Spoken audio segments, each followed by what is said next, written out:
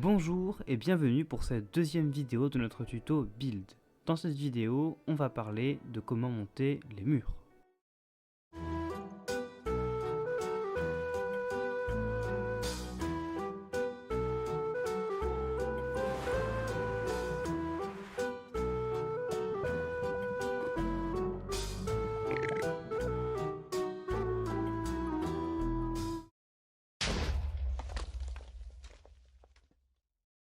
La dernière fois, on a fait un plan, c'est bien, mais maintenant, avec notre plan, on va créer les volumes principaux de notre build.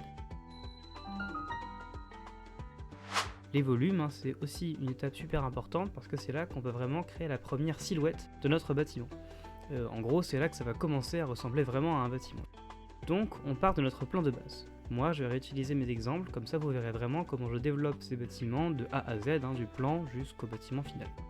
Donc toujours avec mes blocs de couleur, laine ou béton, je vais monter les murs du rez-de-chaussée de ma maison. C'est aussi là que je choisis quelle hauteur je donne à mon étage. Pour une maison comme ça, on prendra en général 3 ou 4 blocs de haut par étage, mais il ne faut pas hésiter à monter plus haut sur d'autres types de builds, par exemple si c'est un build de grande taille ou un build plus riche, plus noble, et là les plafonds sont forcément plus hauts, vous pourrez monter à 6, 7, 8, 9, peut-être même 10 ou 11 blocs de hauteur pour votre étage, vraiment il n'y a pas de limite haute. Une fois qu'on a fait le rez-de-chaussée, on va mettre un séparateur. Donc le séparateur, avec une autre couleur de laine évidemment, pour montrer bien la différence, la séparation, c'est en fait ce qui va marquer le niveau du sol de mon premier étage. Une fois que j'ai ce séparateur, par-dessus, je viens poser mon étage, avec une autre couleur de laine là encore. Donc on a 3 couleurs de laine, une pour le rez-de-chaussée, une pour le séparateur, une pour le premier étage. Ici encore, je vais prendre 3 ou 4 blocs de haut, mais évidemment on peut monter plus haut. Par souci de cohérence, quand même, évitez d'avoir un écart trop grand de hauteur entre celle du rez-de-chaussée et celle des étages, parce que sinon ça ferait un écart vraiment bizarre visuellement. Le seul cas dans lequel ça peut marcher, c'est le steampunk, qui est un style très particulier, mais j'aurai l'occasion d'y revenir dans une prochaine vidéo. Ok, donc là, vous voyez, je me suis contenté de faire un étage qui suit le plan d'origine, et c'est complètement faisable. Mais pour rendre votre build plus intéressant, vous pouvez faire un plan différent entre le rez-de-chaussée et l'étage. Si on reprend la maison médiévale, et que je fais mon étage avec un plan différent, ça peut donner ça. Vous voyez là, donc la forme est moins régulière, et donc ça apporte plus de détails, plus de complexité au build. Dans du médiéval aussi, on peut envisager de faire un étage qui dépasse entre guillemets du rez-de-chaussée, c'est-à-dire qui fait comme ça. Une autre façon de varier les formes, et d'ailleurs c'est pas incompatible avec la première évidemment, c'est de changer la hauteur sous plafond au sein même de mon étage, comme ceci par exemple.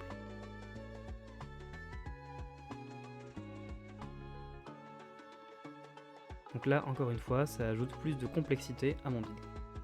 Rapidement aussi, je montre ce que ça donne sur l'exemple moderne.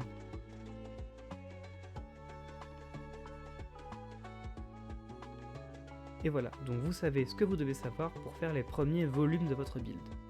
Mais évidemment, vous vous en doutez, on va pas s'arrêter là. On a nos murs, mais ils sont peut-être un peu trop basiques, un peu trop plats. Pour l'instant, c'est juste des gros cubes, des grands murs très plats. Et ce qu'on peut faire, tout simplement, c'est introduire des variations dans nos murs, des variations d'épaisseur, pour casser un peu le côté plat. Et cette fois, je vais prendre la maison moderne en exemple, parce que c'est là qu'on peut vraiment développer cette technique le plus possible. Voilà, donc vous voyez sur l'exemple, toujours, j'ajoute par endroit des morceaux de mur et je recule par autre endroit des morceaux de mur. En gros, donc ma façade a plusieurs épaisseurs, vous voyez, et ça ajoute encore plus de complexité à ma silhouette de base. Dans le cas du médiéval, c'est un peu plus dur à faire, mais on peut envisager un renfoncement par exemple pour la porte, comme ici. Et voilà, donc là, on a ajouté encore plus de complexité à nos premiers volumes, et c'est l'heure de penser aux premières couleurs de notre bâtiment. Alors là, on va s'éloigner un peu de ce que font les vrais builders. Un builder, en général, il fait ses volumes en laine, comme nous, il ajoute de la complexité, comme nous, puis il fait son toit en laine. Et seulement après, il choisit sa palette de couleurs. Mais pour rendre ça plus visuel pour vous, plus simple à appréhender, on va faire les premières couleurs dès maintenant. Et pour ça, on va créer une palette de couleurs. Alors une palette de couleurs, qu'est-ce que c'est? Tout simplement, c'est l'ensemble des blocs qui vont constituer les couleurs principales de votre build. Si je vous montre cette auberge, sa palette de couleurs, ce serait quelque chose comme ça. On retrouve le chêne et le sapin dans les murs et les poutres de l'étage, la calcite aussi, tandis que la stone brick évoque le gris utilisé au rez-de-chaussée. Alors les palettes de couleurs, si vous n'avez pas trop envie de vous embêter, il y en a plein sur internet, sur YouTube, vous cherchez palettes de couleurs, vous en trouverez plein. Mais en réalité, c'est assez facile à faire, hein. Une bonne méthode pour en créer sa propre palette de couleurs, c'est de chercher d'autres builds du même type, ou alors des décors de films, de jeux vidéo, même des images de vrais bâtiments sur internet, et de regarder quelles sont les couleurs qui ressortent le plus. Ensuite, eh bien, vous explorez les blocs présents dans Minecraft et vous prenez ceux qui correspondent bien à ces couleurs.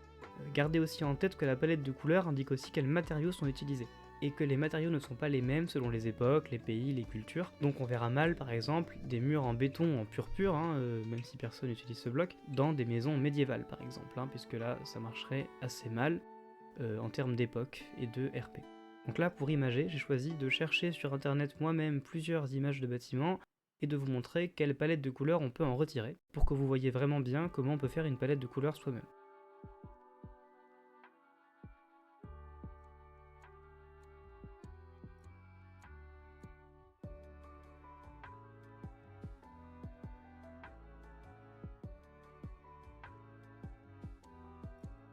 Ça y est, on a la palette de couleurs, il n'y a plus qu'à l'appliquer sur notre build. Et là donc c'est un peu comme donner un grand coup de peinture, c'est-à-dire qu'on va remplacer chaque couleur de laine par une couleur de bloc, par un type de bloc, de façon à ce que notre build ne soit plus rouge, orange, jaune, mais plutôt qu'il y ait vraiment des couleurs qui soient beaucoup plus concrètes et qui ressemblent beaucoup plus aux couleurs finales. Alors bien sûr, on va retravailler à terme la texture des murs, mais en tout cas vous avez les couleurs générales qui se dégagent de votre build. Et bien évidemment, il faut aussi toujours penser au RP. Alors le RP, eh bien, c'est respecter typiquement une sorte de cohérence dans la répartition de vos matériaux. Par exemple, dans le médiéval, eh ben, je vais utiliser le bois pour le séparateur parce que c'est une poutre, et que donc les poutres, c'est ce qui soutient souvent le plancher qui est au-dessus. Aussi, eh bien, plutôt je mets la pierre en bas parce qu'elle est plus solide et donc plus à même de soutenir les murs et le toit qui seront au-dessus. Sur l'exemple moderne, par contre, ben, c'est beaucoup plus libre, là c'est vraiment comme vous préférez, comme ce qui rend le plus beau selon vous en fait. Donc là n'hésitez pas à faire plein de tests et voyez ce qui vous plaît le plus. Pour remplacer facilement ma laine par autre chose, j'utilise World Edit.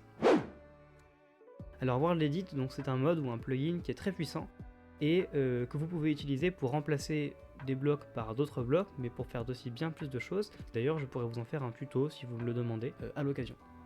Et si vous construisez en survie, eh ben notez bien que World Edit n'est utilisable qu'en créatif, donc vous n'aurez pas accès à World Edit en survie. Mais ce que je peux vous conseiller de faire, c'est de faire des tests et de faire vos bâtiments d'abord en créatif, avant de les reproduire en survie, grâce à des plugins de type Litematica, dont je pourrais aussi faire un tuto si vous me le demandez sur les commandes basiques. Voilà, maintenant on a des murs, on a des premières couleurs, et tout ça commence gentiment à prendre forme. À présent, vous avez toutes les bases pour bien monter vos murs et créer votre première palette de couleurs. Alors c'était une vidéo un peu technique aujourd'hui, j'espère que c'était assez clair, que je vous ai pas trop perdu avec toutes ces notions. En tout cas, si vous avez des questions ou si vous avez besoin que je clarifie certains points, eh ben n'hésitez pas à me le dire en commentaire, je me ferai un plaisir d'y répondre. Et ça me fait toujours très plaisir évidemment, je vous dis à la prochaine pour les toits.